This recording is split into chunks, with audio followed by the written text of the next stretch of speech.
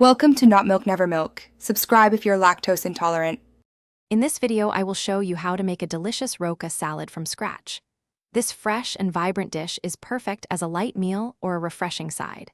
We will start by gathering all the essential ingredients, including 100 grams of crisp Roka leaves, a small red onion, and juicy cherry tomatoes. Then, we will prepare a simple yet flavorful dressing using extra virgin olive oil and fresh lemon juice. Let's get started on this easy and healthy recipe. Now that we have our ingredients, let's prepare them. First, gently wash your Roka leaves under cool running water to remove any dirt, then pat them completely dry with a clean towel or use a salad spinner.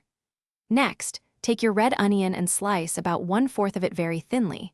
This ensures a subtle flavor. Finally, have approximately 10 to 12 cherry tomatoes and dice half of a fresh cucumber into small, bite-sized pieces. These steps are crucial for a perfect salad texture.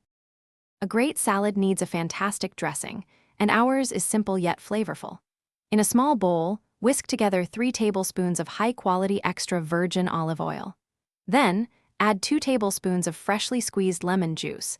This provides a bright, zesty kick. Season the mixture with about 1/4 teaspoon of sea salt and a pinch of freshly ground black pepper.